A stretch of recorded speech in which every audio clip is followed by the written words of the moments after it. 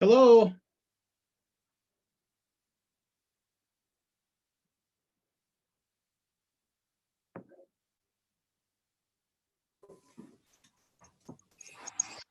Hello. Hi, Scott. It's Mary. Hi, Mary. This one looks different. I hit join audio, which is what I wanted, but I don't Yep. see your picture or anything. Nor I don't see yours. No, I don't see the normal boxes, but I can hear you fine. And it says I'm talking now, and then when you talk, it says, "Oh, there we go." There you go. Hey.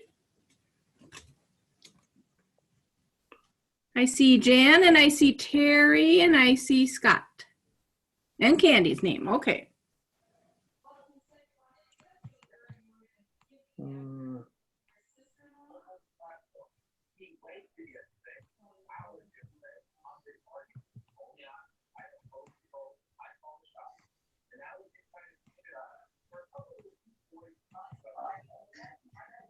Here we are.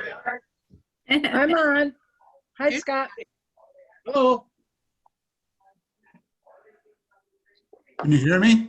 Somebody's got a radio on. Hey, Tom. Hello. Hey, Tom. Hi. Hi, Tom. Hi, Terry.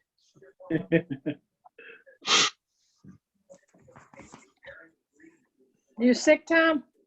No, I'm just tired. I've had a long day already.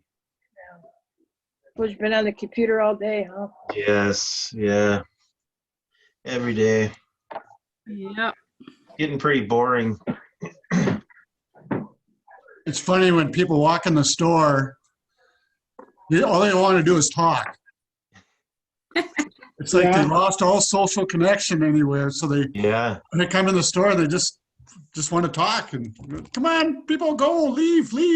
Is everybody wearing masks in the store now? Quite a few are. Are you guys? A few are. I can't. My glasses fog up too much, and kind of a pain. But they all have them. They all have them. Sandy made everybody a mask. Okay. So I don't see Candy and I don't see Mary. I'm here. Candy's there, and I'm here. I'm not got it. visual.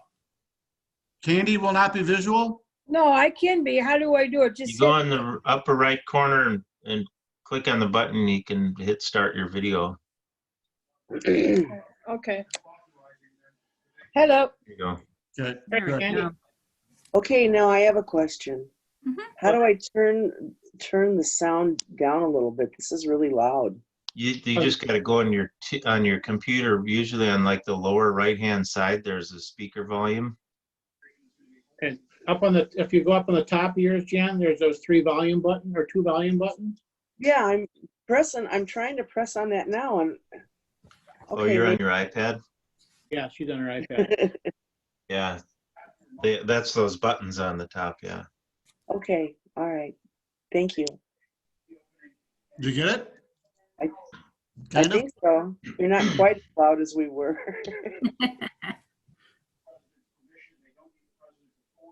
Okay. Okay, Jason Malinger. One resident participant. Who are we missing? Oh, Scott Thorson. Okay.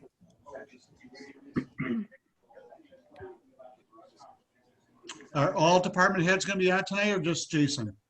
No, I'm hoping to have them all there. Good.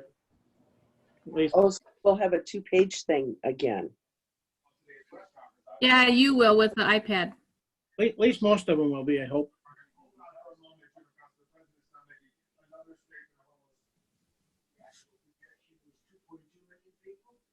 Mary, why don't you have video? Because my office is not where anyone should see me. Well, at home or at From work? home, and we only have one actual office, so, Can't be that bad. well,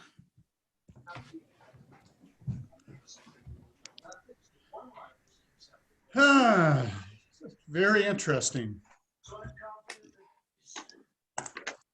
So Tom, do you do a lot of meetings all day, or is it All day. all Yeah. day?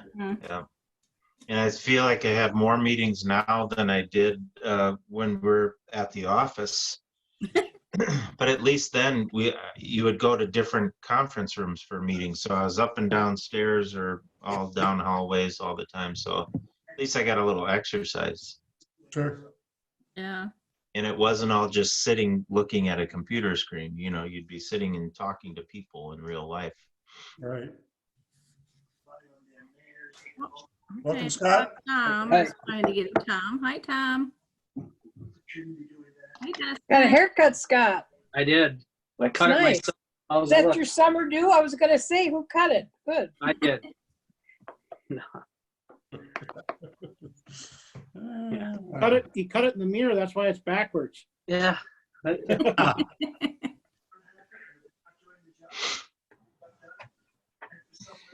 it looks like we got the police chief on. Welcome, Tom. Hello. Hi, Tom. Like Jason is on, but Yep. Hi. Jason Jason's Ballinger. Yep. we got Dustin on. Mayor. Yep. Jason Zimmerman. Yep.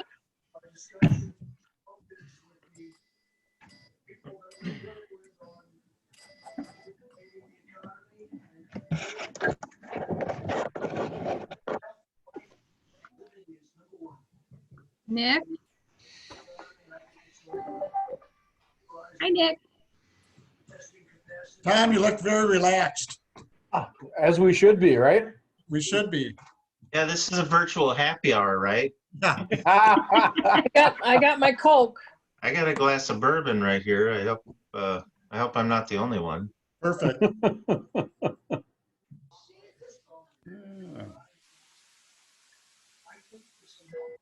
We just found out this morning that we'll be working home. It looks like at least till middle of June.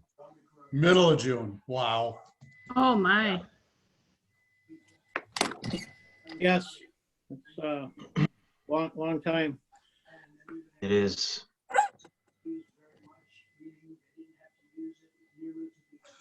All right, I think, well, looks like Ron's trying to get on also. Hello? Hello? Can you hear me? Yep. Yep. Can you see me? No. That's good. You want to see you? No. All right, why don't we go ahead and start the meeting? Yeah, Mary, we if got you wanna- another one coming in right now. Oh, Oh, Brian. Okay. Brian.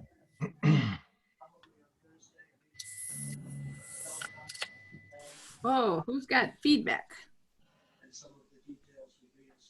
Hi, Brian Frandl.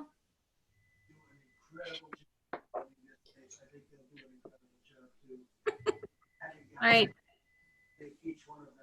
Are we ready, Mayor, or do you want me to wait? Why don't we wait, Brian, are you on? He might be, no, he's not muted.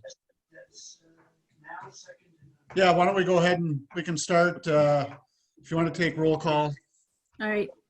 Councilmember Thorson, Here. Councilmember Peterson, Here. Councilmember Walzak, Here. Councilmember Sonic, Here. Mayor Furlong. Here. So we have a quorum and like to welcome, looks like we have one resident, John, like to welcome you.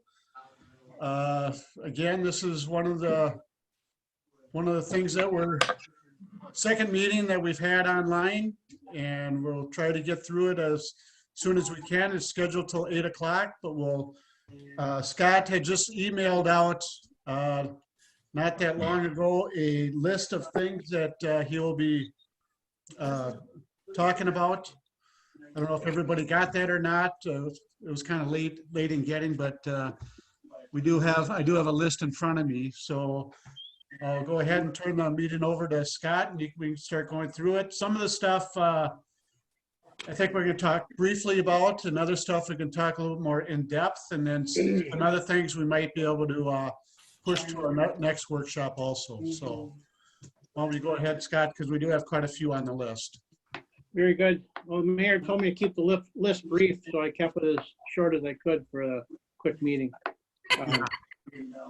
No, thanks. Lots of things to talk about, and as we go through this, I guess the one item that I have at the end of the list, think about the frequency of these meetings, and we'll talk about that as we get there. But starting out on the list that I sent out was staffing updates, and we've got a lot of staffing updates and changes that have been going on, are going on, and continue to go on with moves and changes with filling positions and that. Not in any particular order, but just recognizing some of these. So Officer Larson, Tammy Larson, who had been in investigations for 4 years, she transitioned out of investigations out to patrol. And Ray Rosales transitioned into investigations. That happened on April 1st. Ray went to what? You went to? Ray went into investigations. He took Tammy's spot. Okay. So Ray Rosales is in investigations now, and Tammy is on patrol. And it's as we've talked about this, I think it's a great opportunity for the staff to be able to have something to rotate into and learn those different features, and then be able to take that back out into the field, but also give staff an opportunity to have move into something else. So we're going to try to maintain that, where we have a period of time that it rotates through, so everybody gets an opportunity, or at least an application to that. Tom or Dustin, jump in at any time with any comments. We'll have an opportunity to talk about department operations. So also, the other changes with staffing, we had Sean Vessel in Public Works. Sean was a previous employee here with the city. I believe it's been 3 years ago now. Sean had worked for us for a few years, and then decided to leave the city to pursue his own business and contracting. And we had an opening. Sean applied for it. We went through that process, and we did rehire Sean back.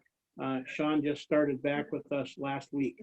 Was his first week back. So it's kind of ironic that both Sean Vessel and Randy Miller both were previous employees here. Randy's a long-term employee, a member of the fire department, captain of the fire department, here with us for over 10 years. Both left, and both we've rehired them back as a full-time in the Public Works Department. So 2 great assets to have. They were outstanding employees in the past, and are continuing to do that as they return to us now. See, Scott, I'm hearing some feedback on a TV or something. I don't know. I'll turn my TV. It might be my TV. I can hear it too.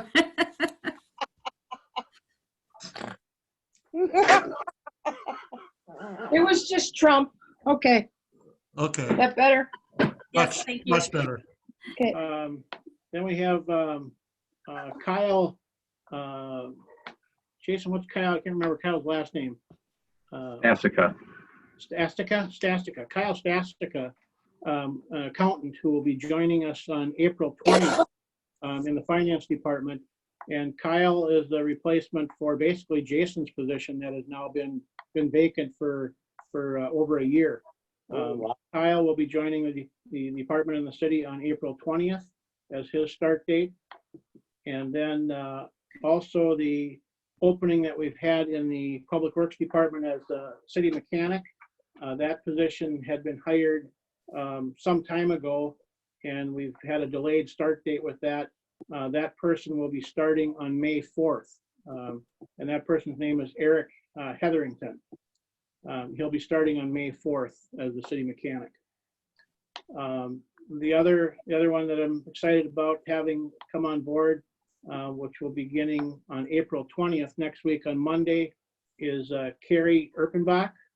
And Carrie's coming on as a consultant, not as a city employee, but as a consultant working for us on a part-time basis to work in conjunction with Lori We're really going to be stepping up our website, revamping that, our whole communication plan, and also bringing back as much of the communication as possible that's previously been done by WSB. We're going to bring all that back in, and instead of spending the money with WSB, reapply those dollars to update our presence on our website and communication plan. Scott, Does that tie in with Encode then? And Encode is another one. We had an update today with that on the whole software update. Jason and I had another webinar today. That's really looking very positive, and that's one of the things that I added to this. And we can I'll just touch on that real quickly. We're going to get together in the next day or so and look at now the quote and the different modules. But we're basically ready to move ahead with that. We've looked at multiple different softwares out there, and Encode has really come to the table. It's one that we have right now, obviously, and it would be an upgrade. It would be much easier to do an upgrade than a complete wholesale change, but it really is almost a wholesale change with the changes that they have in their software today to what we've had for the past 20 years. So really looking forward to that, and just the automation involved with that, and moving from to a web-based platform. And this is a prime example of these times, to be able to have web-based and accessible from anywhere, not only staff-wise, but our residents. It is a night and day difference. An application that will be on your smartphone that you can do a whole host of features, from the simple bill pay to like a 311 type of service for reporting problems, potholes, code compliance. I mean, the list just goes on, and it's very intuitive that, a user submits something and they'll get a push notification back on that application on their phone that the problem has been assigned to somebody. They'll get updates on if that has been, what steps have been taken along the way, what the process is, and when it's closed out. So it's really it's night and day anything that we have now. does that tie in with Carrie's job then? Yes, because we'll be interfacing that with the website. So all of that ties together with tying the website in with Encode, and that application will not only be financial, it'll be across all fronts of website, finances, code compliance, everything across the whole city. Okay. So we'll keep you updated on that, but looking for that very, very soon. Okay. Carrie, a little background on Carrie. Carrie comes to us with a very long, extensive history. She was just recently retired from the University of Minnesota. She was their manager of their bookstores across the state, and has a wide background in the web application stuff. So really looking forward to her expertise coming on and giving us a boost and updating all these things.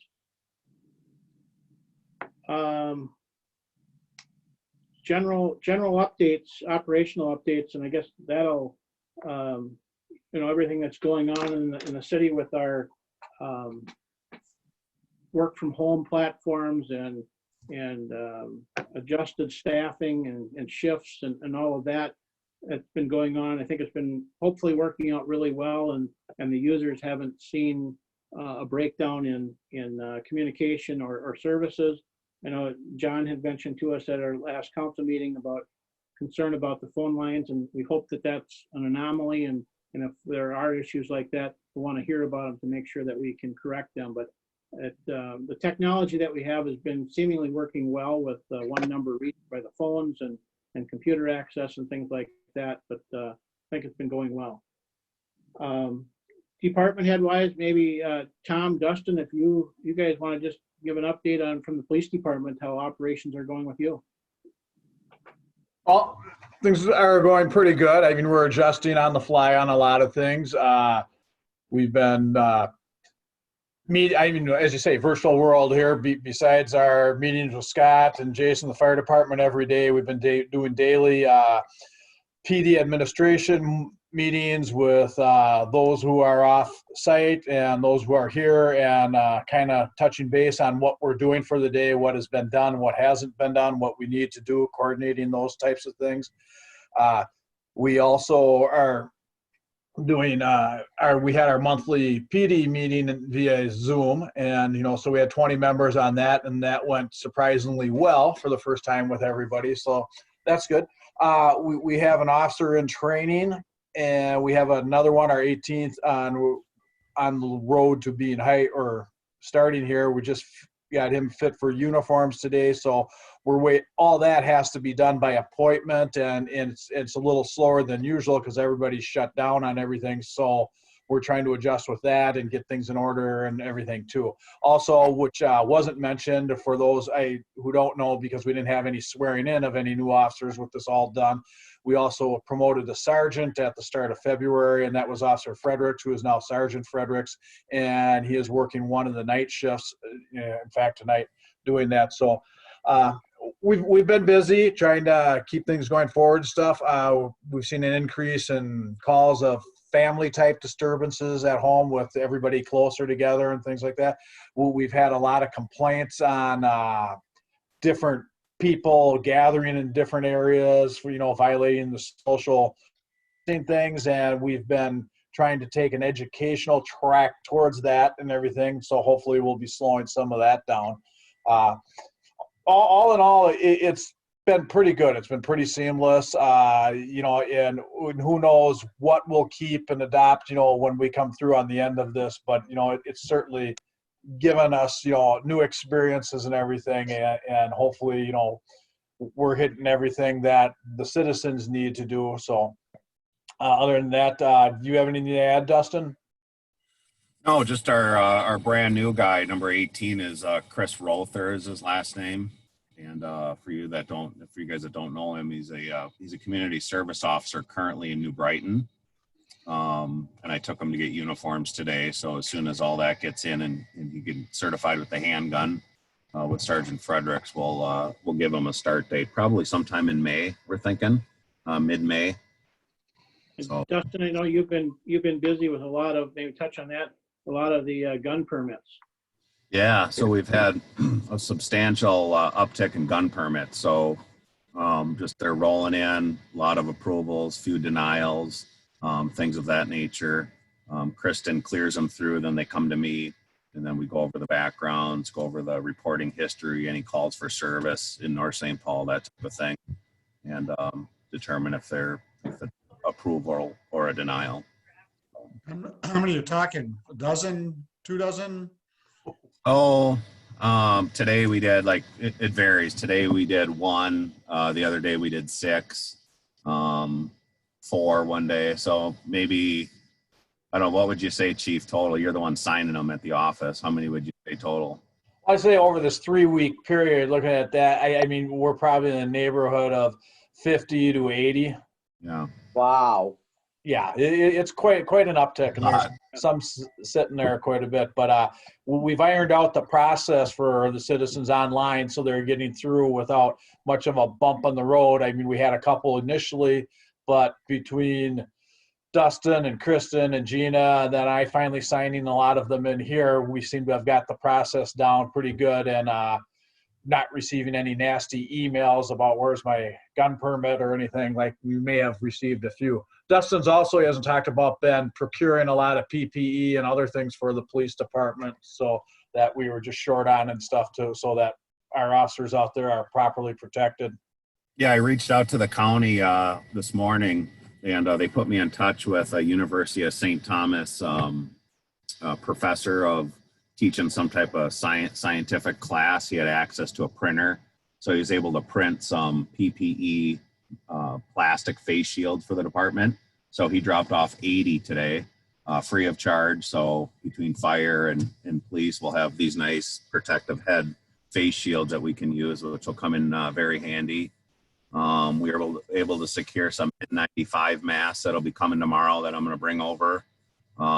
So that'll be nice. We can get them out to the city staff and police and fire, and so that'll work out real well. Good. Great, You want thanks, guys. to tie that into the mini parade, birthday mini parade? I think that ties in with the police and fire. Yeah, I was just gonna see if Jason wanted to comment, and then we could bring all those together. Jason, you wanna, Ballinger, if you wanna comment on kind of the joint efforts with PPE with police and just all the response and efforts that's going on in Ramsey County Emergency Management? Yeah, hi, can everybody hear me? Yep. Yep. Hello, yeah, I'm in my office, but don't have a camera, so just using voice here. But yeah, wrapping up with the PPE.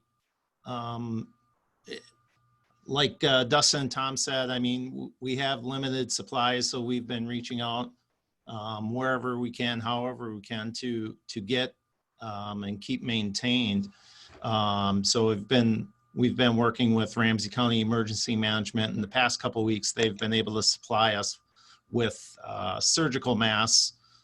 So that's been okay, because really we're just living off of our N95s that we had previously in stock, because pretty much once everything went down so quickly, orders that went in for us along the lines of whether it was masks and gowns and all those types of things initially were placed, but it was usually a week and a half or two later that we were notified that things were canceled and taken by the feds. I know I've been working with Scott and Tom and Dustin Nicatuck on other things, and we've just been reaching out to all different avenues to just find masks and whatever we can out there to continue to add to our stockpile to keep moving. What else, Scott, along the PPE where you're So Jason, are we short, do you think? I mean, you know, depending on the length and the seriousness of how long this goes, and I'll just give you a glimpse of the fire department for us.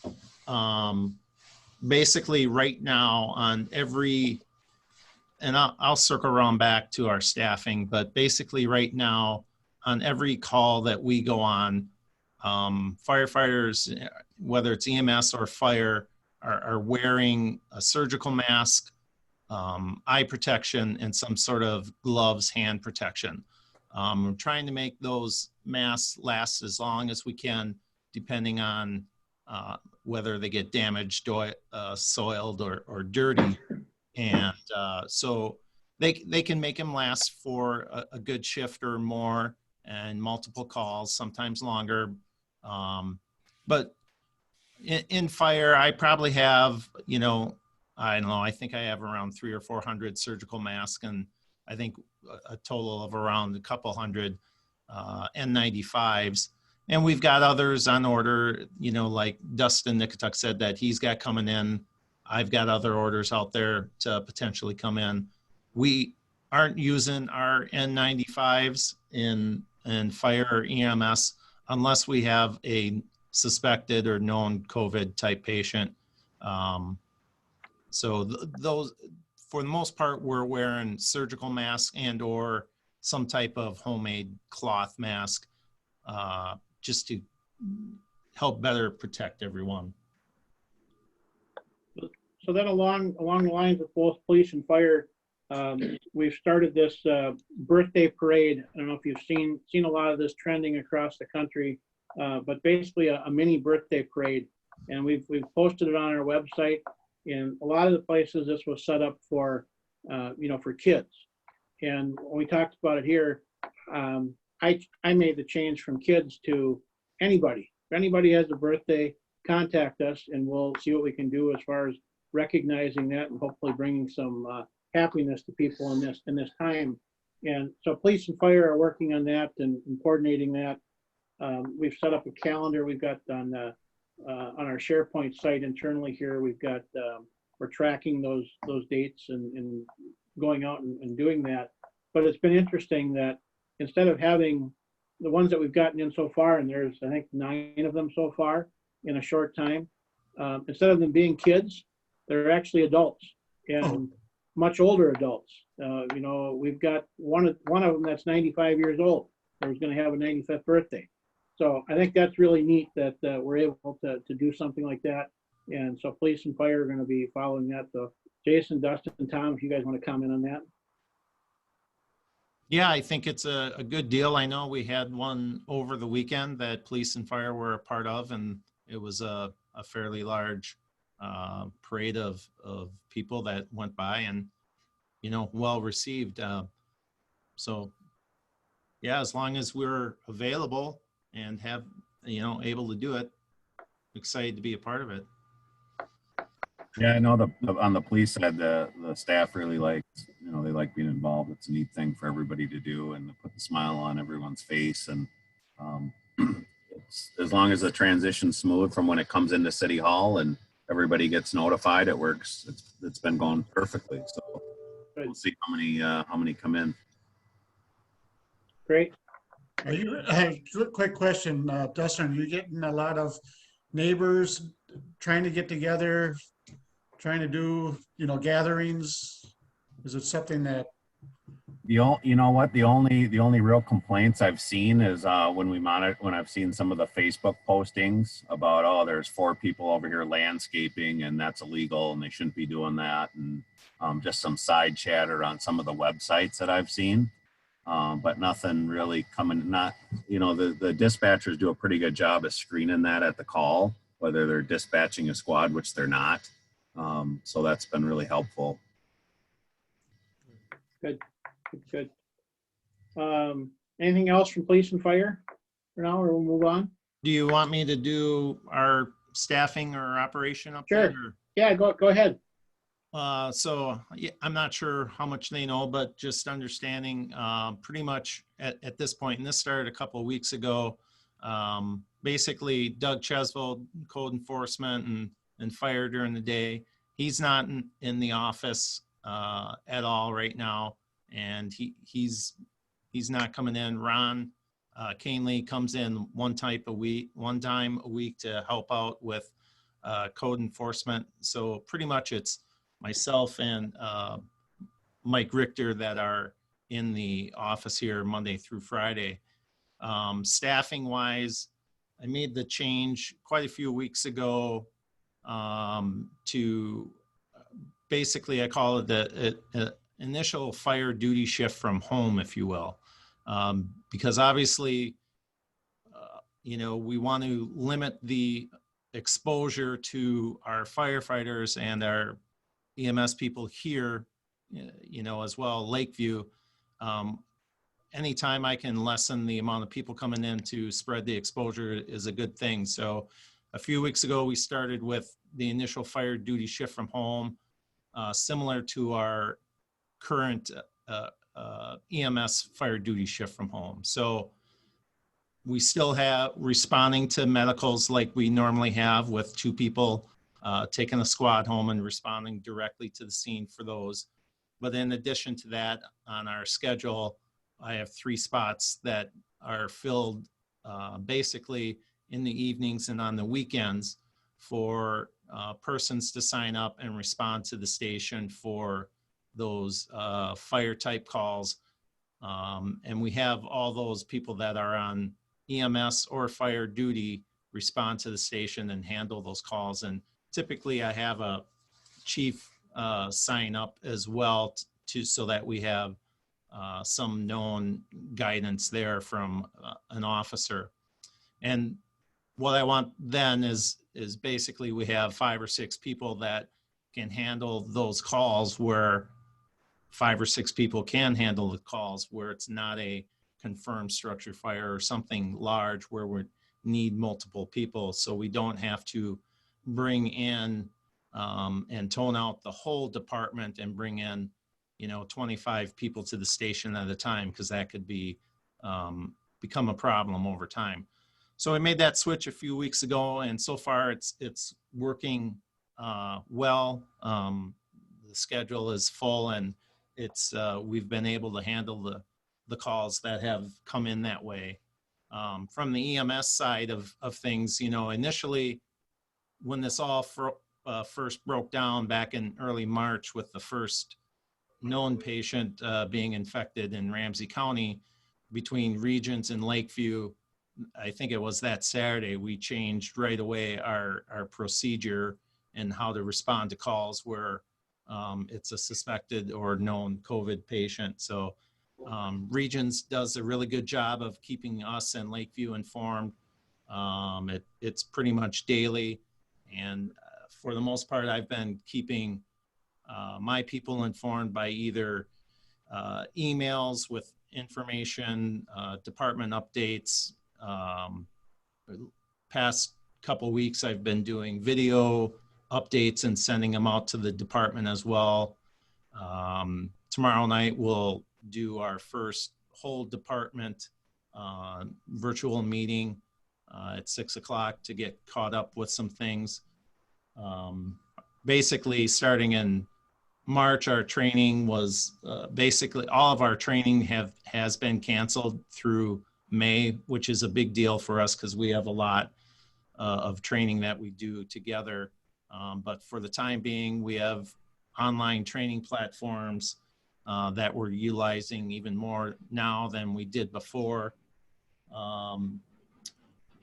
Let's see, staffing wise, the only change we have is I've added Chris Heerden. He was promoted to our Chief 3 position, or our assistant chief on the part-time paid on call side.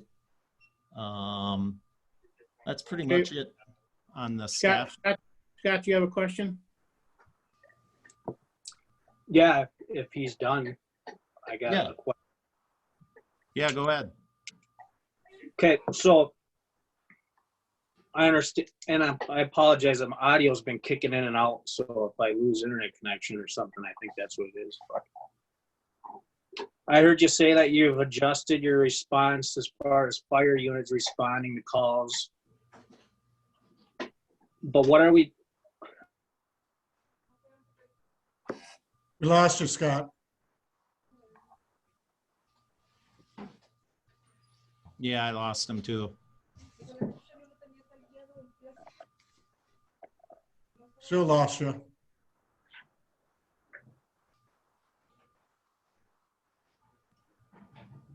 Yeah, it looks like he froze. Kind of frozen on the screen there. I think we might have lost him completely. Scott, if you want to call my phone, or just go to audio, I don't know. Or yeah, he could call in too, unless he, Scott, if you can hear us. There, looks like he dropped out. Maybe he'll go and try to reconnect. There we go. Okay, yeah, I guess I'm having some connection issues, so. Go ahead. We didn't get your question. Well, my question is, are we using the same kind of precautionary, like on a medical call? In theory, if someone called and said, yeah, I'm having shortness of breath, I've had a fever, I think I have, COVID. Are we sending 2 police officers, 2 Lakeview paramedics, 3 firefighters supposedly? I mean, if the patient needs lift assist or something, I understand you look at that, but are we kind of overexposing ourselves in that situation where we send, anywhere from 5 to 6 people on a medical call where it may not be necessary, and then we're doing it on the fire side for, we're trying to limit our exposure and limit our response and kind of utilize our resources more efficiently or effectively? I mean, I guess that's my question. Yeah, I can answer that, Scott. So one of the steps that was taken by in March by Ramsey County Dispatching is they changed their dispatching protocol to this CARD 36 protocol, which is implemented during times of a pandemic or epidemic or something along the lines of this. And what that does is it clearly, they start to ask specific questions to draw out whether or not it is related to what's going on with COVID-19. And then they're able to specifically dispatch and give that information to whether it's fire, EMS, and or PD, so that beforehand, if the system has flagged it as that we know. Now, I will say this, we also take every call that obviously there's the potential of that spread being there, no matter what the call is, and we have to take precautions and protect ourselves there. But on those calls where it is a suspected or known case of COVID, right now, if we were to, if a call came in right now and Lakeview left our station and we had EMS first responder go along with them, which they are on all calls, once we get there, only one person, and it's typically going to start with Lakeview, that is going to, they're going to have to gear up. They're going to have to put on the proper PPE to go make contact with the patient. Now, these patients typically, for the most part, they're not like a stroke patient or a heart patient where they can't get up and move. So anytime we can try to get them to the front door or outside or communicate with them from the outside is what we're trying to do. And if our staff, as far as fire, isn't further needed on scene there, then Lakeview knows and directs us what is or what isn't needed. Does that make sense? And along that same line, Scott, I'll add to that. I had sent we talked about this. I had sent an email to both police and fire, and we've been talking about it, about the elimination of the police response on Alpha Bravo calls. And when I talk about Alpha Bravo calls, on the fire side, they're ranked in severity. So at the low level, it's Alpha, and going up in severity, it's Alpha Bravo, Charlie, Delta, Echo. And so looking at that, police not necessarily need to respond depending on the situation for Alpha Bravo calls, and Charlie, Delta, Echo, we would have their response that they would respond, but potentially stand by if there was a need. But again, limiting our exposure at all sakes, and even looking at this afterwards on those low-level calls, on the responses that we have for these type of calls to cut down on resources. The other, oh, sorry. The No, other, I was just my concern that, we're taking steps to be, protective and proactive, but yet on the medical side, then it's still, right. everyone's responding. And I know for a fact on some of those calls, you don't need 6-7 people, Yeah. but that's just the way we've done it. And I guess it's just a concern of mine that if we're, Yep. So like I said, in that scenario on that EMS call where it's known or suspected, if Lakeview is there, going to be there within a minute, we're going to have them gown up and do whatever they need to do on those calls where they're not at our station, they're coming from coverage or further away. Our people have the equipment, gowns, masks, gloves, shield, whatever they need to do to address the medical situation going on. But again, the first thing we're always going to try and do is to, if we can get the patient outside, if it's conducive, so that we can get them outside and do it from a distance of 6 to 10 feet away. That's going to be our first approach. If and when it ever happens that we get to what's called crisis mode, where there are so many medical calls coming in that we're basically having a backup of calls coming in. We're preparing for that within the fire department, with Lakeview, with Ramsey County Dispatch, and how we would triage those calls and respond. Again, we started doing that a few weeks ago, not really knowing how bad it really is going to get. But if we get to the point where there are days where it's multiple calls that get stacked up upon each other, you know, we're going to be ready to deal with that. Very good. Thank you, Jay. Yeah. I think we might have lost Scott again. Oh, Karen's got a question.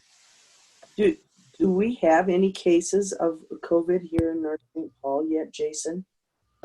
Well, I mean, officially, do we know that? No, but I would say yes. They're there.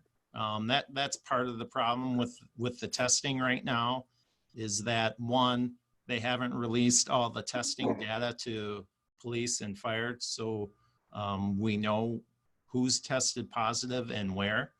I know we've started to create a list of, you know, patients that we come in contact with that we're following up with,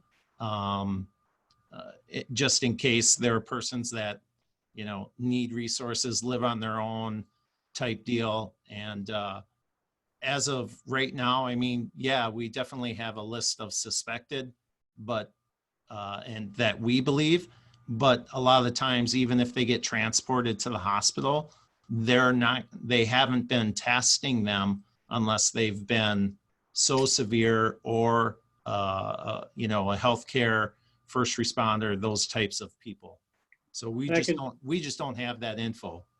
And Jan, I can tell you that following up with that, with the meetings that they have with the county once a week, you know, what you've been seeing on the news about releasing data of positive testing, you know, from in the community. That information that I was told yesterday will contain less than 1% of the positive cases. So even the information that's going to be released, they're saying will contain less than 1% of positive cases, just because of the data collection and all that out there. Anything else before we move on? Scott, you back okay? Yeah, I just left and joined back in. Hopefully that solves it. But Well, we'll continue on. If anybody has any questions, just jump in. Brian, Electric Department. Brian, are you there? You want to kind of give an update on your operations right now? You bet. Hey, everybody. So we've been doing regular system maintenance and tree trimming right now. We have a lighter load on our day-to-day demand for projects that are happening right now. We've been doing good on the tree trimming, which really helps us out in the storms come summertime. We're starting to get into some underground work. We did pulled in some wire and some primary wire, well, secondary and primary, I guess, for the M&I project here recently. We're doing an underground project for a resident right now as well. Right this week, we have 2 linemen in working. So starting next week, we're going to be going to, instead of having a third of the crew in at a time, we're going to have a half of the crew in at the time. So we'll have 4 guys in per week, and that'll work well because the workload is starting to pick up a little bit. We're going to try to keep our separation the best we can while the demand is low on the projects that are happening. So we'll have 2 guys up at City Hall. We'll be wiring up some security cameras that have gone bad up there. Some ones that I think are pretty important that kind of show on the front desks of community services and the finance department. So we're working on those, and 1 other that is out. Otherwise, we're just picking away at some of the smaller jobs, and we've been able to stay on top of what what's come across our plate right now. We've had just a few after hours calls, but we've been able to stay on top of those. So things are going well. Very good. Thank you, Brian. Yeah, and as Brian mentioned, we've been talking about, so the staffing that model that we've been working on right now, beginning on Monday, the 20th, we're going to go back to half crews, splitting the crews all in half, both in electric and public works, because street projects and the like are starting to ramp up. So to get staff back in and fill the needs for that, and still maintain distancing and kind of gradually bring things back in play as things are ramping up. But Nick and Ron, I'll let you guys give an update on public works. Okay, yeah, kind of the same boat as Brian, where things are starting to ramp up for the season, and like Scott said, we'll be bringing those other people on, which will help. Those couple additions that Sean Vessel and Randy Miller have been a huge help in the last few weeks, getting us going for the things that we need to do.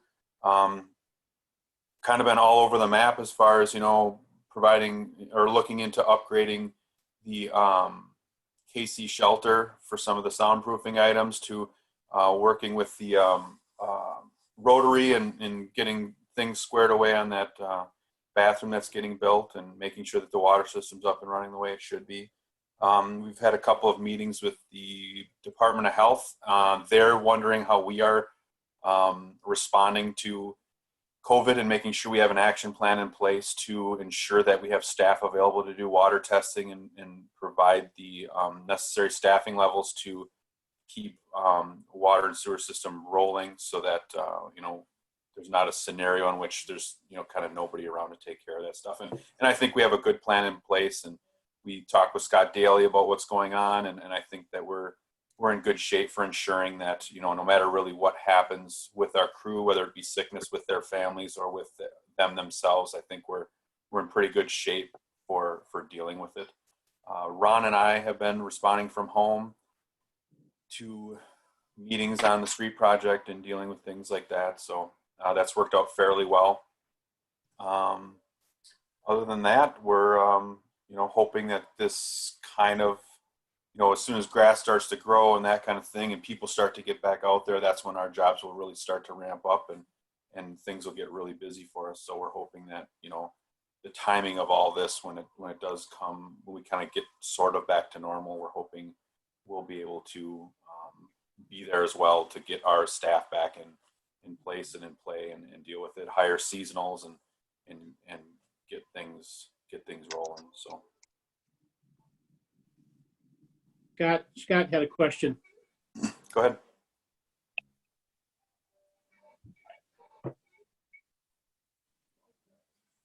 Scott, you got a question? Yeah, real quick. Can you hear me? Yep. All right. I apologize again for these connection issues, but had a resident up on Masabi here, Courtney Zuber and Brad Florhog. They've got some water issues. They said they've contacted the city and they just have this really foul smell, and they're new homeowners there in the past year, and just kind of curious if you are aware of that and what's going on up there. And Are they at the end of the cul-de-sac, Scott? Yep, end of the cul-de-sac there. Yep. Both Ron and I have been in their house, talked with them. They've also, it's my understanding, purchased a whole house filter. We provide a flusher in that cul-de-sac during the summer season. We have, kind of pushed them towards going to Merle's or any kind of other water outfit to get things tested so that they can get a whole house filter in their home that will address the odor issue that seems to really be bothering them. We don't get any complaints from the surrounding neighbors, and they're all getting the exact same water. But we are aware, and we have dealt with them in the past. Go ahead, Scott. I was just going to say, and that has been a problem area up there in that cul-de-sac. And as Nick said, we have an auto flusher that goes on the hydrant there to keep that clear as much as possible. And the intent is at this point, with the weather warming up next week, that hydrant flushing will begin next week, and those auto flushers will be able to be installed next week for the season. Yep, and like I said, we have talked with them pretty extensively about their issue, and I don't know if it's a more of a sensitive issue for that family or not, but I guess my concern is that I personally haven't been in there to observe it or anything, but the comment was, it's such a thing to have to deal with. And it seems to be like it's a city water issue. And I live right in that area. I don't have the same issues. I mean, periodically, once in a while, briefly, but it just seems like we should be able to pinpoint the cause of it. And it's either coming from the city or it's a homeowner issue. Well, Scott, I I think part of it is that is kind of a known area. It's a dead end on a cul-de-sac. And that's why there's a hydrant flusher there. Like your neighbor where you live now, every once in a while she'll get some bad water just because of, that's kind of a dead end there also. And that's why we have them hydrant flushers on there to kind of take care of that. It's just kind of water that doesn't get used a lot, that's kind of sitting in the pipes for a while. And sometimes these people in their homes, like if they had a water heater with a bad anode in it, and depending on the type of pipes they have in their house, sometimes they get their pipes actually, kind of retain that smell for a while. And, it's just sometimes it's a in-house thing. And like I said, what we have to go off of is all the neighbors and how they, if all the neighbors are having the same problem, then it's kind of our deal. But for the most part, go ahead, Scott. Ron, excuse me, I'm sorry. Have they been shown how to chlorinate their system, their water heater and potentially the whole house? I don't know if we sent them in the instructions. I believe we did. I believe we did, but we can double check them to see if they've done that. But okay, yeah, we should follow up with that. I mean, because definitely, if it's whatever avenues we can do, whether it's chlorinating or if it's a water heater related thing, or I know we do the the flusher, but it's something bad to have to live with, where you end up having to do bottled water or something like that, or even to cook with. It's when that rancid smell is there. If there's some way we can help fix that.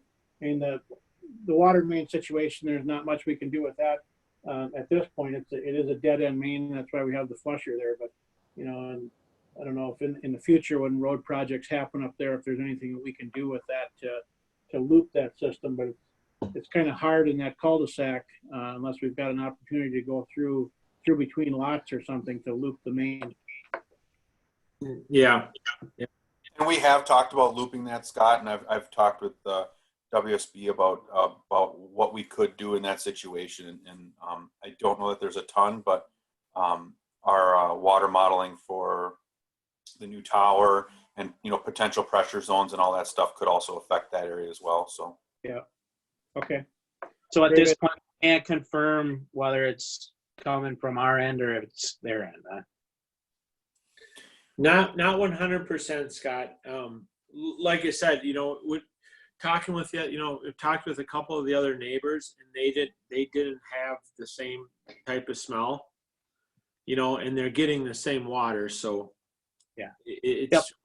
Well, and I mean, it's kind of like one house, the neighbor's house will have flooding issues, and then the house next door, there's nothing. It's like, how do you explain that? So I just wanted to get some background on that because they've been contacting me now, and I wasn't aware of this issue. So yes, we've been standing in their house, a couple times, talking with them, and explaining that what the deal is, and like I said, it is a dead end main. There could be some of that, but it's the only complaint that we've had out of that cul-de-sac. So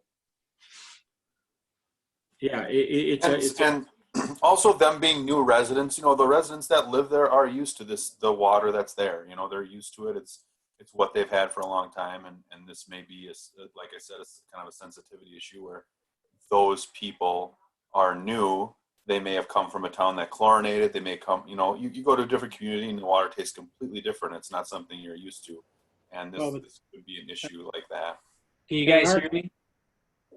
Yeah, we can hear you, Scott. So when Ron and Nick, when you were in the house, did you observe the smell or no? We go ahead, Ron. No, as I say, they ran the water. You really had I had a hard time smelling what they were smelling, but they were saying that they're making the comment that it was so bad sometimes that that his wife actually got sick, and it was hard when we were there when he ran the water to smell it. But okay, well, we should follow up with that chlorination thing to make sure that they've done that. That they've chlorinated their water heater or their system. See if any of those things help, along with our flusher going on here soon. Yeah. Okay, anything else related to that? Otherwise, we'll keep going then with, what else we got? Went through police. How about Jason? How about finance? Good evening. I'll keep it relatively brief here, just in the effort to move through things quickly here. As City Manager Dudek mentioned, in code, we've had several meetings across multiple different modules regarding a potential upgrade to Encode 10, where the software used now is called Encode 9. Of course, the next step would be Encode 10. It's not just one step, it's about 10 steps into the future. So it would be a big step for the city. It would provide a lot more transparency and be, I think, a big help to the city for creating budgets, reviewing actual performance, and other things as the city manager noted about things like code compliance issues. They do have a kind of a whole app that we can face as our own. The technology is really, really excellent. So I look forward to being able to demo some of that and hopefully a future meeting to show council what that looks like. We've pretty much wrapped up with our audit. I've got some draft financials that I'm looking at. Usually we have a meeting the first in May where we do an exit meeting with the auditors. I don't know that we'll have a chance to do that. I'm not sure if we want to do that in person, if we want to wait, or if that's something we want to pursue doing in this kind of environment. So I'll follow up with the city manager about that, kind of the timeline about reviewing the actuals and discussing some of the comments from the audit. Like the other departments, we're trying to accommodate working from home. I want to tell the council how much I appreciate the city manager's effort to accommodate everyone here. We've gone through a couple different pieces of software and different technologies and different things to make this work. So essentially our whole utility billing staff is at home. And there hasn't been any disruption in service that I can tell. We can review call log history, the number of voicemails that are left, and it's been no different than as if they were here. So it's really been great. I think it's provided comfort to the employees to know that we care about them and we're trying to maintain social distancing. So I'm really impressed with the effort and appreciative of the technology we have to allow that. So also with that, the city manager and myself have been meeting regularly regarding some of the tax increment financing districts that we have, particularly the old City Hall site as well as North Anchor Block. I know he's got some more information on that, and also preparing for the debt issuance on the 2020 street project up on 7th, and then a potential debt issuance for a potential street project on out in front of the old City Hall site there on 7th. And then also, finally, I know everyone's favorite topic, budget. So we've been, or I've been working to get budget worksheets rolled over for the next year here. Started to do some of the preliminary analytics on it with the COLA and cost of living increases and what that would look like. So the ball keeps rolling here. So in addition to that, as the city manager mentioned, Kyle will be starting on Monday. I look forward to that. It'll be nice to have another body here helping out with some of this, and hopefully we can continue progressing forward and making improvements. Jason, maybe why don't you keep going? I'll just touch a little bit on the development and the TIF projects.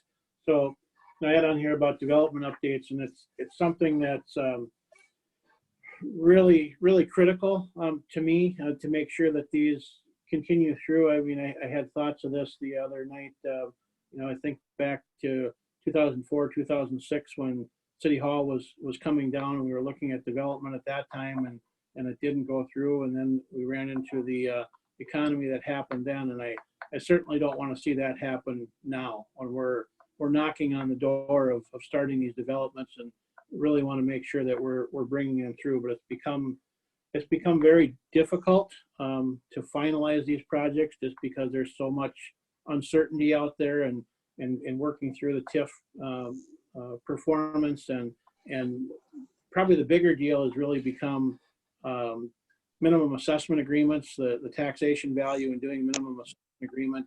And potentially also, we would always look at doing a minimum adjustment each year.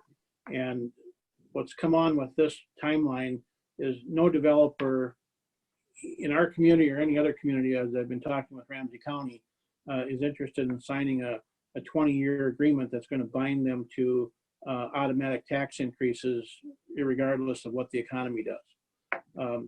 So working through that and working through, a minimum assessment agreement to start out with, that we at least have a floor, what these projects will start out with and move forward with there. So just trying to balance that and make sure that there's comfort with the developer, the lender, and also that it has performance with our TIF as much as possible.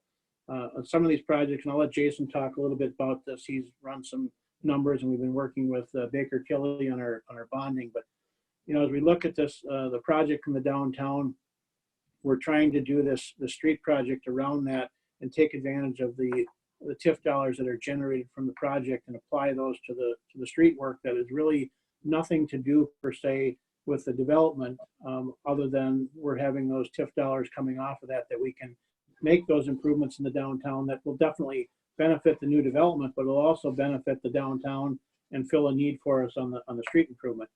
So if we had to do those street improvements without this project, we would be looking at a significantly more cost that we would be having to levy out to our taxpayers. So with this, we're able to reduce that. However, we're still going to have a levy that we're going to have to put out there to cover the balance or the cost of that street work.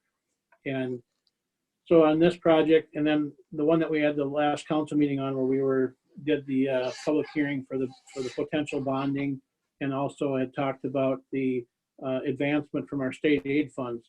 I'm happy to report that we were able to receive those state aid funds. And so Jason can touch on that. That is a huge savings on bonding and interest rates in doing that. Some of the other things that he can touch on a little bit, and just don't have to go into it detail tonight, but just to think about this as we go through, our surface water and some of our utility fund, but specifically our surface water fund is not going to be able to support these projects into the future. What we're seeing on these projects is our stormwater improvements are very much in need and very costly. And so the money that we're generating with our surface water fund is going to come nowhere near covering those needs into the future. So it's going to be something that we're definitely going to have to look at. I mean, it would require some significant increases to be able to fund that. And with this time, those are all critical concerning things on how we move forward or delay projects or extend them out to different timelines to be able to do them. And so maybe Jason, if you can just touch on some of those things briefly. Yeah, certainly. I can do that. I'll kind of talk to some of this. I wrote a kind of a brief memo to the city manager earlier this afternoon in regards to some of this. So I'll try and just touch on some of the high level issues. I'll start with the street and utility project up on 7th. It's approximately about $2 million is what the bond issuance would be. The interest rate is slightly higher than 2.5%, which is really excellent. Again, that's as of today, fluctuated 1% back and forth over the last couple weeks from what I understand. Again, a big appreciation for Morgan with WSB for his assistance with expediting the authorization of that advance of the MSA funds. That's approximately, from the two bond runs I got with the MSA advance and without, it'll save the city about, it's $1 million, $1,030,000 in interest over 15 years. So more than $1 million saved in interest alone by getting the advance on on those MSA dollars. So a real benefit to the community. Kind of looking at, as the city manager mentioned about the utilities, and the surface water is really going to be a conversation to have going into the future.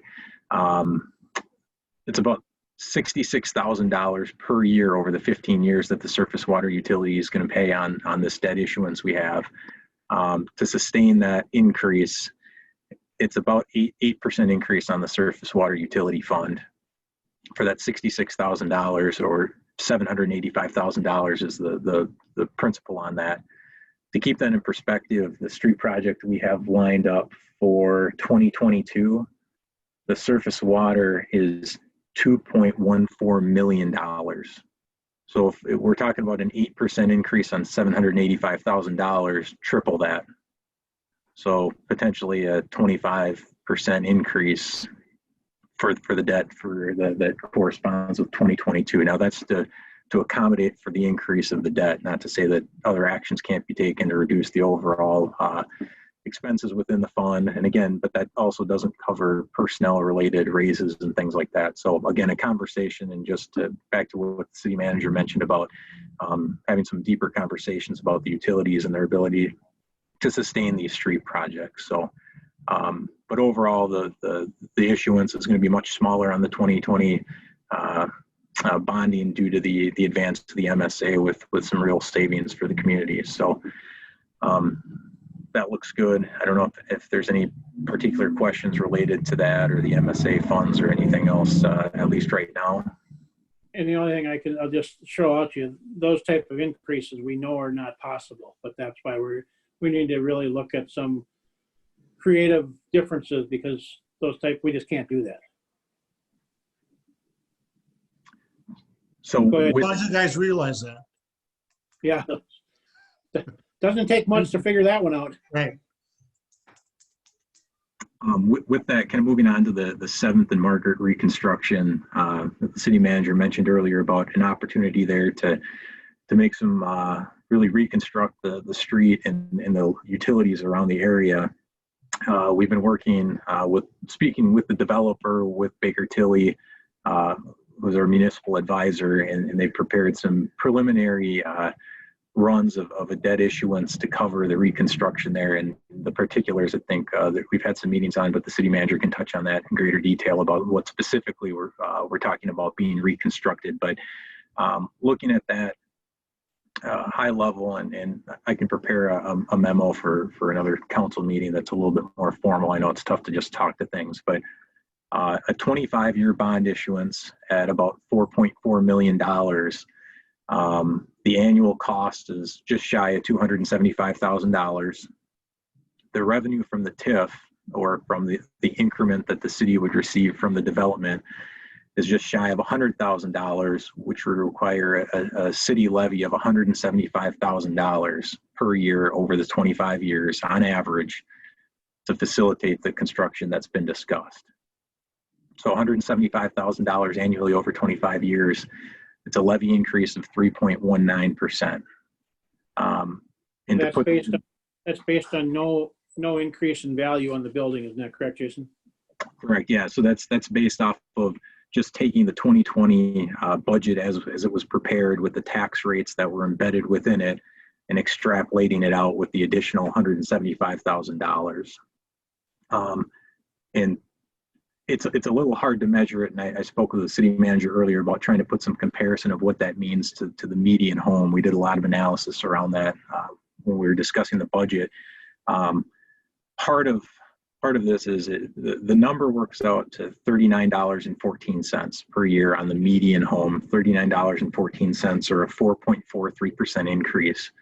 That doesn't mean if that's the only increase to the levy next year, that'll actually be what it is. We have to remember fiscal disparities plays a large role in determining what the actual payment is on the median home. The levy is one thing, how that actually relates to what homeowners pay, whether we're a gainer or a loser in the fiscal disparities calculation, we won't know until later in the spring or early summer. So that doesn't necessarily reflect if that action's taken, what that'll mean on the 2021 tax rolls, but trying to put it in some context of what it means, it's close to $39 per year. It's a lot of information to digest, and this is kind of gives you an idea of what's going on with trying to bring these developments to conclusion and get them started. And we're we're every day trying to work through this and dealing with the developer in conjunction with the bank, in conjunction with us.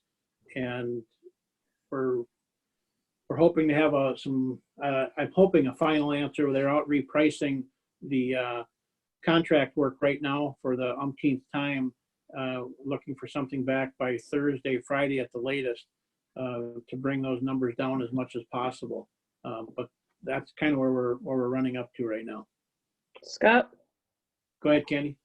did we know that this was gonna be like this? This has nothing to do with the COVID thing, right? No, this has nothing to do with that. This is How it is? Yeah, it is how it is. The only thing that's coming into COVID is, the potential skittishness out there on lenders and developers. And again, my ultimate, this is going to get done.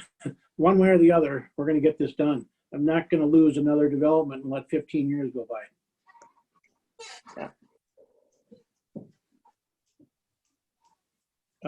Jason, anything else to add? I know we got a lot of things to cover. I wanted to at least throw this basic stuff out there, so council, you've got something to think about, know what we're doing, and this will definitely be coming back to you for approval. But these are the kinds of things we're dealing with every day. Well, I guess just high level, the 2020 street project, I think there's a big win with the MSA funds, and then future conversations about 7th and Margaret and the city's participation in the reconstruction of that area. Okay. Anything else, Jason? We'll move along. No, just one other thing to mention. I thought it was interesting. We ran the potential disconnection notices. So for delinquencies that are approaching 2 months, the number was actually down by 1 when we ran them last week compared to the month before. So we would have expected it to be higher potentially. I will say that the staff has been working very diligently, reaching out to homeowners and residents here who have past due utilities. So we're attempting to work with all residents in the community to get them on payment plans, to try and provide them some option beyond a disconnection and work with them. So a lot of outreach, a lot of calls. It's been very positive. I think the residents have really appreciated the fact of how proactive the staff has been. So that was just one other thing I wanted to throw out there. And along with that, I just want to throw out that not only are we doing that for residential properties, but it's commercial also. We're working, we're not disconnecting commercial property, businesses, anything like that. We have heard from a couple that, definitely need some assistance or time that they're not going to be able to make their payment. But so far that has been a low number, but we're working with everybody to do that. Are you working on some sort of forbearance agreement with them, or is it something that you're just kind of working out a payment plan? Yeah, it's a payment plan at this point. It's not anything where we're eliminating or foregoing any cost. It would be a payment plan. Because again, those wholesale, we're purchasing that power, so we're buying it too. So at some point we're working with the residents as much and as long as we can, but we just have to be conscious of all of that. Good. Okay. All right, I'll keep on going here. I guess general. I'll go through the operations. Extended closure of park buildings. I had on there extended closure of park buildings, Silver Lake Beach, and events. So extended closure of the park buildings. Right now, we had officially done it through the end of April. Now with the current governor's order, we're out to May 4th. And who knows if that's going to get any extension. And the conversation that I've been hearing from some of these other groups, that even if that order does come off at that time, it'll likely be still the social distancing and maintaining groups of less than 10 and all those type of things. At this point, I guess what I'm thinking of is that we would look at potentially to cancel or continue to close our park buildings through the month of May. And I just wanted to get your reaction from council, what your thoughts were with that, not only on the park buildings, but then a deeper discussion also with the Silver Lake Beach operation. That's a bigger issue. Minneapolis, and not that we need to be, keeping up with others, but looking at our own, but also being kind of a unified throughout the county is the big message that we've had when I've had conversation with the county, that county and our city managers throughout the county, that we try to maintain uniformity, that we don't have, somebody doing something that others, and we stay with that unified message and be at the right message. And it's based off of CDC guidance and governor guidance and all of those types of things. But coming back to Silver Lake, currently there is no Silver Lake Splash. There's not a coordinator for Silver Lake Splash this year. The Silver Lake Splash event, even if that did happen, I don't know if it would probably likely wouldn't happen with this year anyway, but that also funded a third of the lifeguard staff for that. And so with that not taking place, we don't have the funding available for it. And then the likelihood of not opening the beach at all this year. Lifeguards are provided by the YMCA. And with those operations currently shut down, it's also uncertain when those services would restore at what level. So that's a consideration if what our decision is on the beach. We've got a little bit of time before we need to make that decision, but wanted to throw that out there and get comments from council and your feedback. Other general events, the car show, that one obviously is our big event that we have a lot of pride in. And currently the message has been put out from the car show staff and leadership that the car show is postponed at this point, and depending on what happens, may look at an opening in July. And that all kind of ties together with, comments that we're hearing out there. And I don't think anybody really knows, but there's comments about we likely won't see a peak until, maybe July. So it's the unknown with all those. And we're Minnesota and everybody wants to be outside and all of that. But I think we also need to really caution that we don't jump back into things too quickly and cause problems. I've been, looking at a lot of the things in history that they've talked about from the Spanish flu back in the day in 1917, and even Minneapolis and St. Paul at that time were on different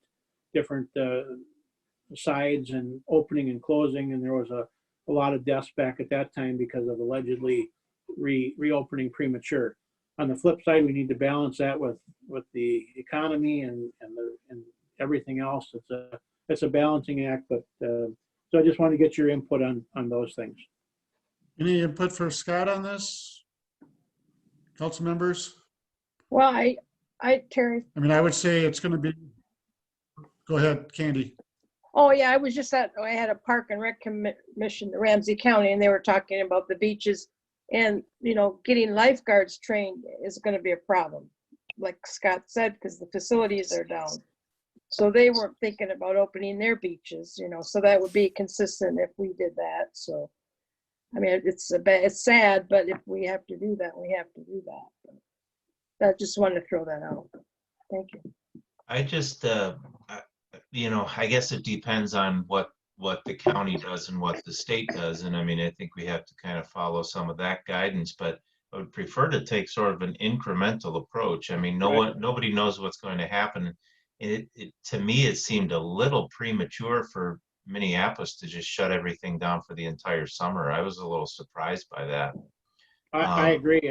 I don't want to see us making, that's why I said only till the end of May if we go that far, because I don't, to make big, long strides out closing something, I don't want to do that. Yeah. And the flip side is that if other people close down and you don't, then you'll attract everyone to your park, because it'll be the only thing that's open. But I think an incremental approach, and I'm a little disheartened at how some people have approached even some of the public spaces that have been open. And I've been, kind of involved in this in the sense of as a resident, and using some of these parks. A week ago, I was in a Wisconsin state park, and I was surprised at how many people, I mean, there were a lot of people there. I can understand because people want to get outside, but a lot of people congregating, you know, a lot of people, high traffic areas. And we really tried to stay on trails that were kind of away from people. And then the next week, Wisconsin shut down all their state parks because of that. And then we just went to a small park in in Stillwater. And by the time we walked out, the police chief was putting notices on everybody's windows saying, don't come back here because it's too hard to social distance in there. So if anything, you know, I mean, it's not going to affect our parks that much, but I think that if we're seeing where people are having a difficulty in maintaining distance, I would like to see us try to promote that message further before shutting things down if we're in a similar situation. But Okay. Anybody else? Yeah, I think we should just take an incremental approach, and there's no sense in announcing the beach is closed and then going up there and putting caution tape around the beach. I mean, I don't see what that's gonna resolve or help solve anything. I mean, so I think we just gotta wait and see. May 4th sounds like it'll be the next major policy change, whether they're gonna extend it or start winding back and opening things up. So we'll just have to see how it goes. Yeah, and just to be clear, I don't have any, sense to go up or to put something else that the beach is closed at this point, but because we've got time before that would even, the beach would open, but just to give some thought to that. But the park buildings, that's probably the most critical at this point, and close, if we wanted to, if there was support to look at going out into May. I mean, right now we're canceled through the I think it's the second, through the first week of May. We're canceled right now, and some people have been calling and canceling on their own as time goes on. But just for the sake of people being able to plan for things also. But any other feedback from anyone on that? Jen? I thought I had heard that the date had already been moved out from the 4th of May to the 14th. I have a rumor right now. I heard that too. David, No, they extended the emergency order to May 14th or 13th. The stay-at-home order is still correct. May 4th. Those are two different things. The extension of the emergency is just give them more time to operate under this emergency declaration. And okay. we took was to mirror what the state was doing. But we don't have to, obviously. Okay. Well, I think it's best to err on the side of caution on this. And correct.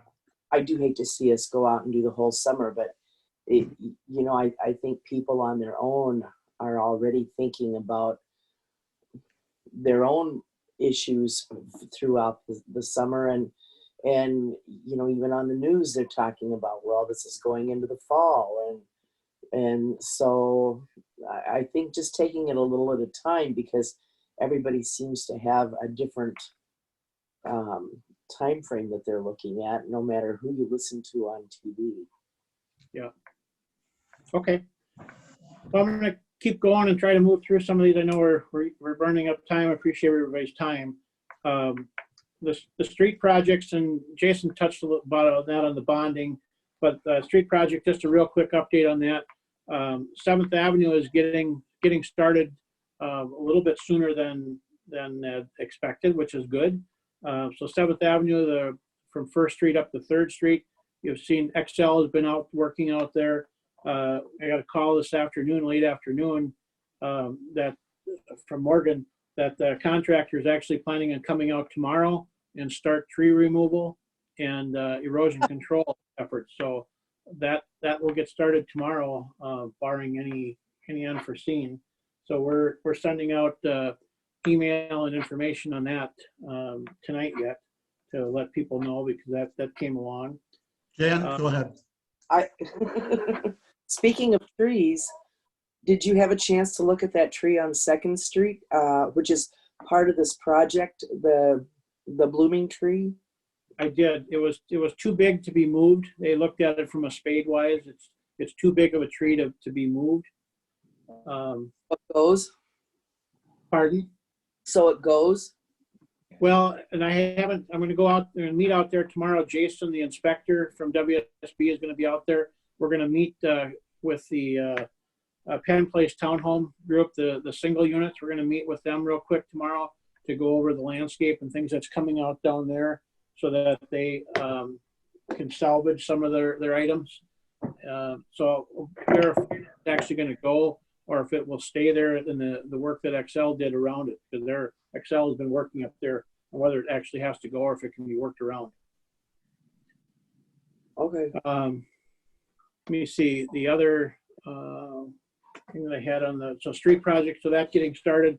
And then the other project that will start is the anchor block project, the McKnight Road, and the new construction of that through Anchor Drive. That's scheduled to start, from what we had heard from the contractor, was April 23rd, which is a Thursday. So I don't know if they're actually going to start then or if they're going to wait till the following week on Monday, and it might be some of their preliminary mobilization and things going out there. But either way, both those projects are going to get ramped up and get going, which is why what we talked about earlier about bringing staffing up a bit in Public Works and going back to a half model and getting staff in as those things get ramped up. Jan, I'll let you know about the tree when we're out there tomorrow to verify that. And then maintenance overlays, again, I just want to throw that out quickly. I brought that up at our last council meeting. I think this is going to be an area that's going to become much more widely used, especially as we kind of blend that together with the conversation that we just had about budget and financing and that looking at utilizing that method a lot more on streets to buy us time. But some of the streets that I had mentioned, the other night was 15th Avenue between Margaret and Helen is one of them. Another one that's getting there is 13th Avenue, even from McKnight to Ariel, or even Ariel. Ariel was bad. Yes, Ariel from 17th to 11th. I take that a lot now because where I live to go over to Cub, and I know Maplewood could maybe share in the cost on that, couldn't they? So all those types of streets are really becoming, and you look at Ariel was reconstructed not that many years ago. I mean, it's time flies, but we're at a point of mill and overlay on those. So, and we've got a lot more. Public Works is gathering a list of streets that are going to start rising to that level. But just to throw that out there on your radar, that's something I think we're going to be having to revert to instead of doing these full reconstruction projects, because we just can't afford them, and we're going to have to buy some time. Capital outlay, well, let me jump back. Upcoming budget, Jason touched on that a bit. So upcoming budget is coming on soon, and we're going to have to start looking at that. It's an uncertain time, so it's really not unknown. But I will tell you that as we go into this budget, at least from my point of view, everything is on the table.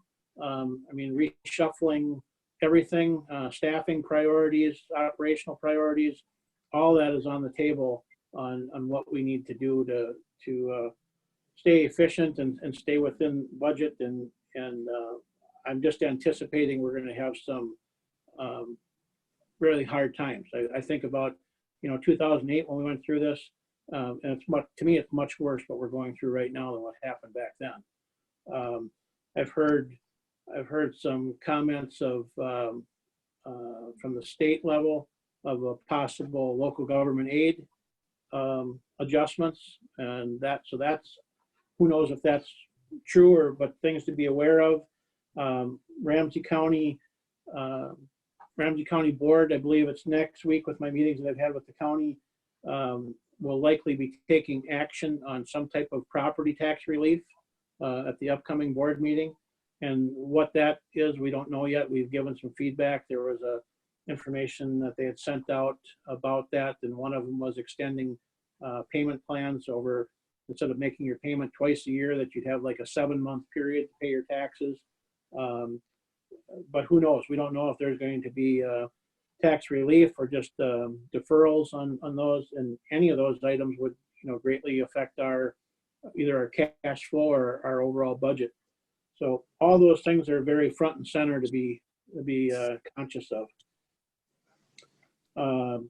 Capital outlay purchases, I've mentioned that to department heads already some weeks ago, but even more front that we look at potentially not moving ahead with capital outlay purchases unless they're absolutely a must, until we get a handle on, or at least a better idea what's going to be going on financially with things. And I say this all with cautionary, not the sky is falling, because I want to have that same thing going on with these developments, that people don't pull back. But I'm just telling you all these things because it's on my mind, and we're not closing an eye to it.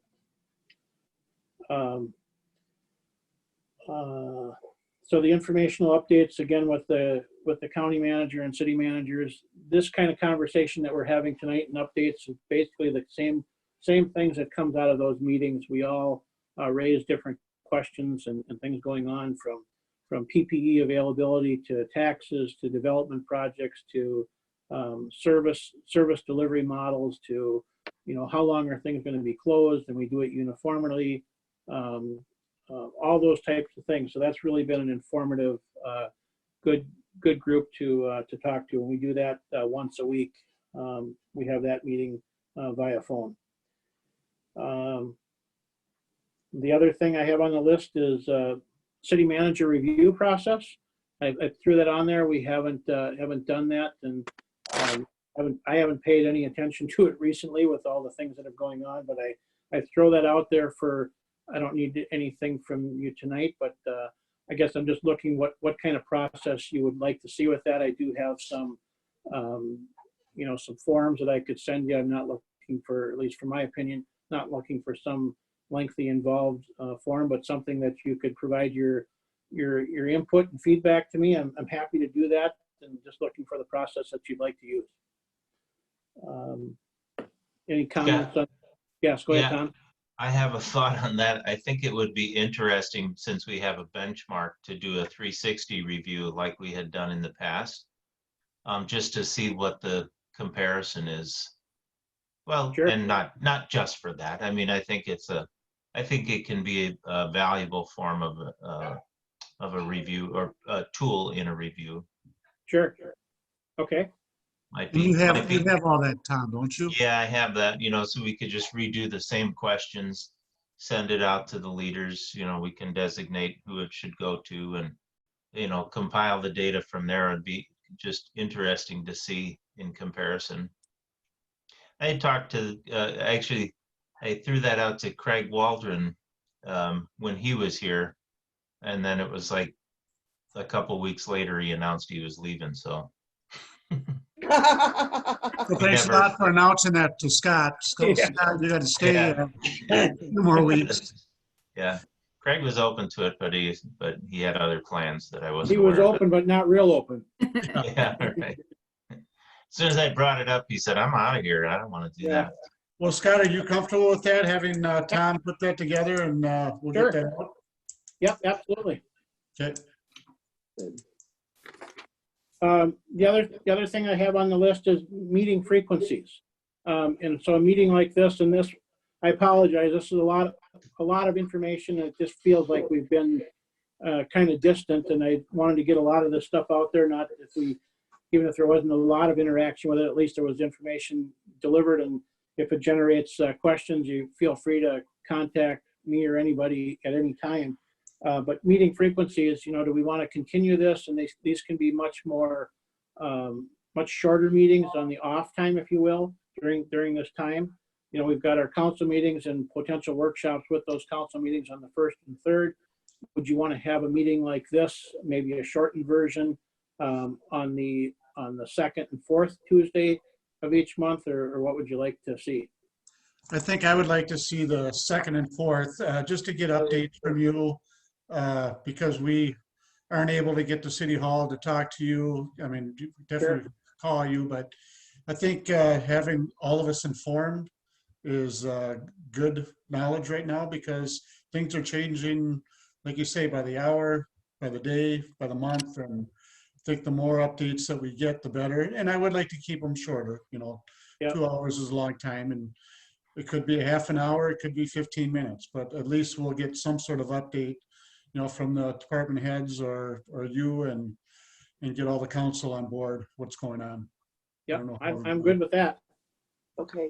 Everybody else okay with that? And Yep. Yeah, I'm good. I'm good with it. okay. And is a 6 o'clock timeline, you know, if we're gonna do shorter meetings, is a 6 o'clock a good time? Or is there a better time? You know, 5 o'clock, 7 o'clock? Is there a time that works best for people? So I will just offer that I think we did 6 o'clock a lot of the times because of me, in order to get to City Hall on time. Yep. And I'm home now, you know, so at least it looks like at least till middle of June. So for the time being, it wouldn't bother me to have these at 5, just like we have where we start our normal workshops. It gets an hour earlier for everybody. Scott, how about you with tax season? Oh, he's froze again. Oh, we lost him. Well, tomorrow's Well- tax day. You're right. Not really. No. No, that's Oh, gonna, July, it's too. July now. I paid mine today. So let's say 5 o'clock unless Scott has something different to say. I like 5. Okay, 5 o'clock. We'll use 5 o'clock, and I'll set it up for standing reoccurring meetings on the 2nd and 4th for this, and we'll maintain our normal council meetings on the 1st and 3rd. And the only other concern would be EDA, if that's on if that falls Sure. one of those nights. Okay. I have a question. So, on council meeting nights, has there been any more conversation about workshop? I think we would have the workshop on council meeting nights. We didn't on this first one, but I think the intent would be we'd have a workshop with each council meeting. Okay. Scott, we lost you there for a minute. Yeah, can you, I don't know Are you why okay this if we? Are you okay if we It's move it up what to 5 happened at o'clock the start? council meeting, but I don't know. Yeah, it's fine with me, 5, 6 o'clock, I mean, whatever, Okay. make it work. Okay. Are you on So we'll- PowerNet, Scott? Yeah, So 5 o'clock we'll do then? Okay. Let's do Then 5. the other one I want to go back to, under staff updates that I intentionally didn't go over, because this one I didn't want to go over ever. But I wanted to bring it out because unfortunately we need to deal with it. And that's Mary Mills has announced her retirement. So Mary, I hope you're not listening. I'm here. Oh, no. So Mary has unfortunately announced her retirement. We'll wish her well, but I didn't want this day to ever come. But we need to start planning for it and looking into that, how we're going to deal with that. Currently, what Mary has given me and very graciously, obviously giving us much time and well advanced notice and willing to work with us for some time. But at this point, looking at retirement from full-time on August 21st as her retirement date, and then the potential to help us part-time for a short time after that. Well, Mary, we hate to hear about it, but totally understand. Well, thank you. Yeah, we've talked about this since January, and my husband and I have talked about it seriously since all of this new COVID stuff, but we just need to stay on track. It's something we've just been looking forward to for a long time. Well, you deserve it. For this, Mary? I'm sorry, what? Aren't you a little young for this? Thank you, Tom. Not too much. Well, be prepared for having people trying to twist your arm to stay. Oh, it's already in a sling. I've been twisting hard, very hard. Yep, he has. He has. I appreciate it.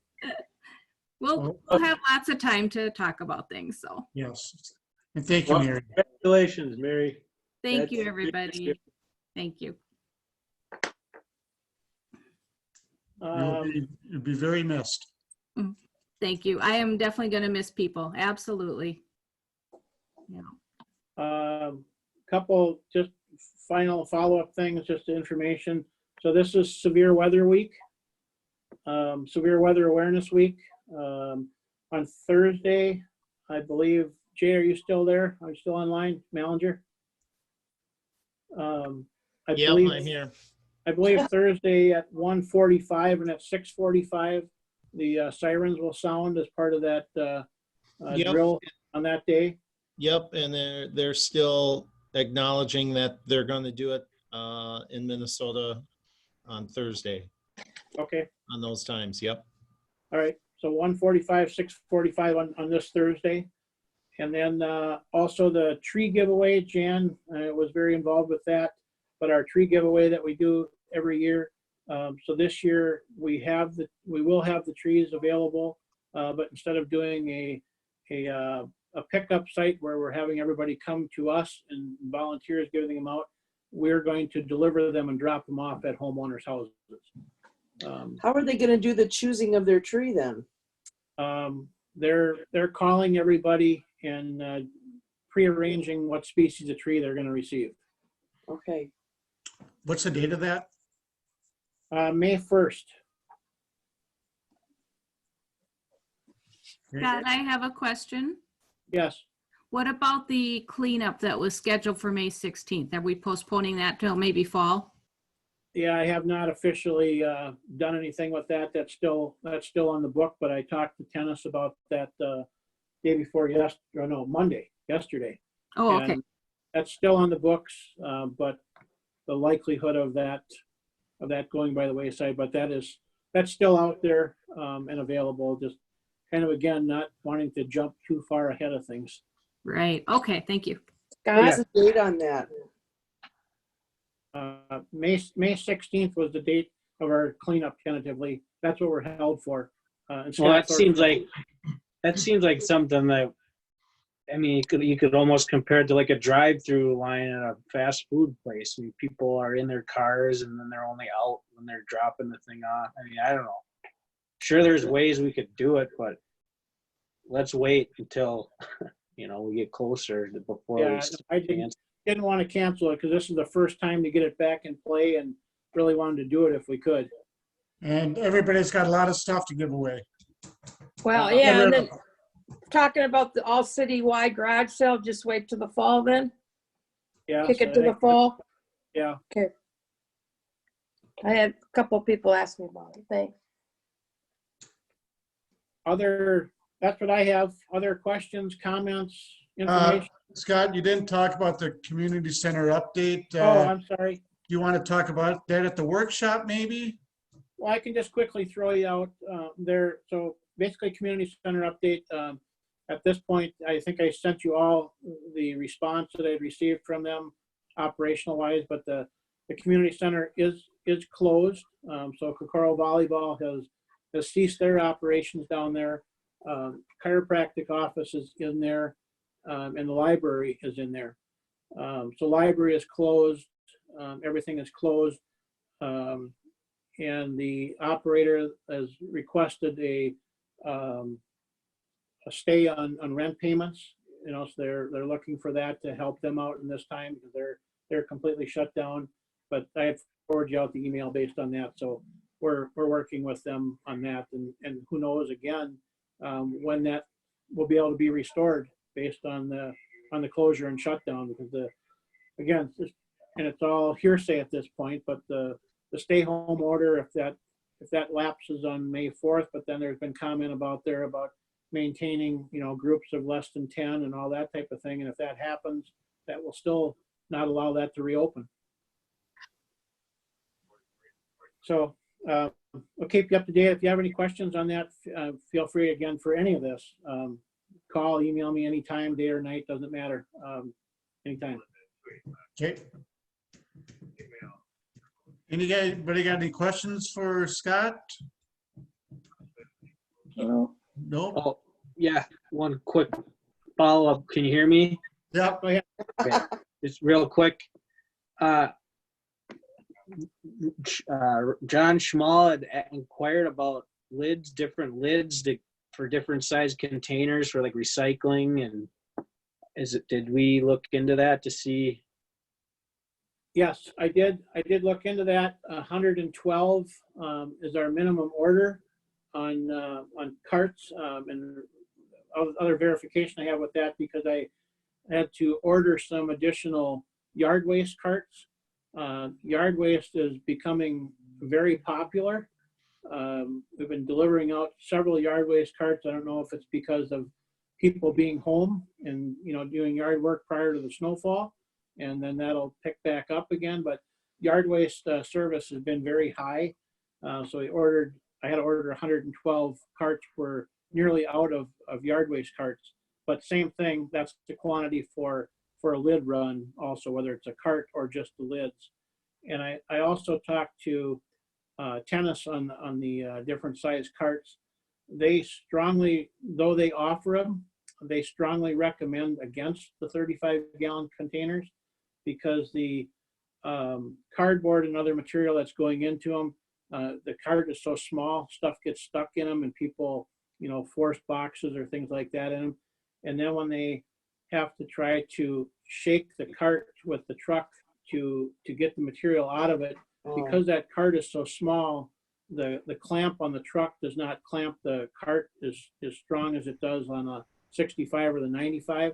So he said they end up with problems where the cart actually falls into the truck. It's available. Again, we have not had any requests for it, but it is something that's available. Yeah, and I spoke to some people and just, non-scientific polling, just asked them, hey, if you had different options, would you get bigger or smaller? And everyone seemed to be, open to it, but they said, well, we didn't know that was an option. And I explained to them, well, it's not, but we might be looking into it. So I think it's just one of those things where if we can do it, maybe it's more people getting, multiple people that have multiple recycle bins, maybe they could get by with just one bigger one. I understand what you're saying with Tennis saying stay away from the smaller ones, but I think it's something we should. It's definitely a use. I mean, if there's a, depending on what the household is, if it's a household of one or whatever that situation is, the smaller cart is useful, and it's more so from a storage standpoint, because the cost is the same. There's no cost difference for the service, so that part of it has no play in it. It's basically the cart size is really going to be the driving factor of the biggest thing would have to be storage, because Tennis stores all that. It's in their contract. No, I don't mean storage. I mean storage of the homeowner. The reason to have a smaller cart. There's no reason to, because it doesn't matter if the cart goes out half full or full, that cost of service is the same, and no matter what size cart it is.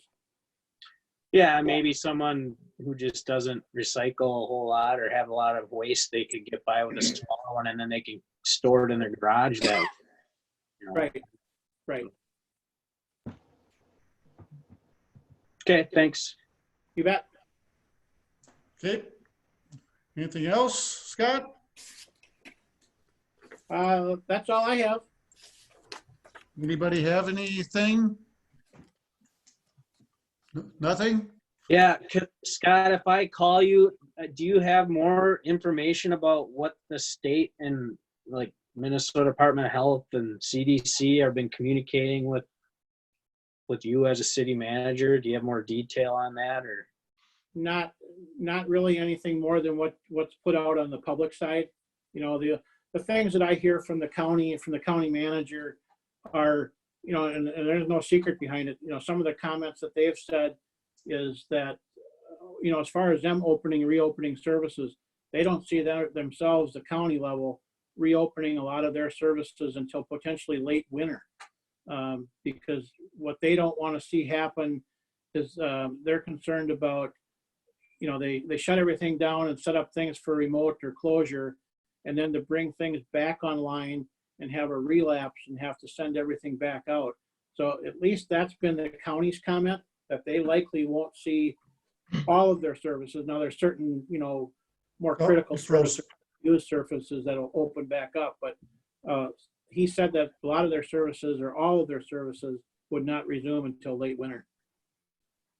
Wow. If things stay, you know, moving forward. So that's different from what the governor's kind of saying. Yep. And it's again, all that it's stuff the unknown. week to week and unknown Right. of where this stuff is going. And I think everybody's really concerned about the, you know, a relapse, and that's hard to quantify because we don't know what we have is the first time for it. So we don't know, we can't say, well, if we do this, we're going I'll to just give have you a call. I'll call everything you. to compare it to. Okay.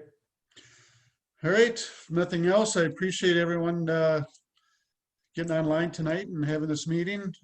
Department heads, thank you very much. Ron, I'm glad you had your camera off the whole time. You don't want to see that. We don't want to see you all day, so. And a final follow-up on the trash collection, or the yard waste will officially begin on Monday, the 20th.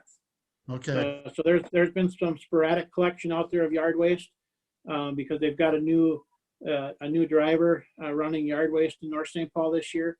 So they let that driver come out to kind of get acclimated because we've had sporadic carts out last week and this week. But the official collection will begin next week. And the only reason they did that, well, they couldn't get into the compost site. So they've been basically dumping the little bit they've been picking up here at the gate of the compost site because of the snow and wetness. So April 20th is the official start of compost collection. So It'll Tuesday next week. Be good to get that out on the website and Yep, we will. Facebook and all that. Jan, did you have something? Okay. All right, motion to adjourn. So moved. Moved by Second. Councilmember Walzak, second by Councilmember Sonic. All those in favor signify by saying aye. I Opposed? With the roll, sorry. Sorry, roll call. Councilmember Thorson. Oh, he left. I'll come back to him. Councilmember Peterson, Aye. Councilmember Walzak, Aye. Councilmember Sonic, I Mayor Furlong, Aye. Scott Thorson, are you there? We'll Yeah, take we that got a as an majority. aye. I say he's an aye. Yeah, thank you. All right, thank you, Okay. everybody. Good Have a night. night and Be safe. You. Yeah. Thank you very much. All right, now how do we shut this off? Ah, yeah. End meeting in the upper left-hand corner. Okay, thank you. Scott, do that? Call you in the morning. When's your first meeting? This is Scott. Somebody was calling? This is. Yeah, me. I didn't know, but I kept my mouth shut so I wouldn't break in, but I was live as far as a microphone. Yes. I could see you. I could see you, John. Your screen was popping on at times. Oh, well, We I intentionally left you live, John. oh, okay. Oh. You just I think we want lost to him. make a big mistake, that's all. Oh, no. Okay. Yeah. And if you get a chance, give me a call with feedback on the trash stuff. Okay, will do. All right. Thanks, Thank you. John. Be safe. Try to. All right. Thank you all. Jan, did you have a question? You're in there. When is a good time to come and visit you? give me a call. We'll see you. Just give me a call when you want to come down and we'll make sure that they're not in a Zoom meeting or something. Okay. All right. Thanks, Scott. Hey, Jeff, thank you. Good night. Right.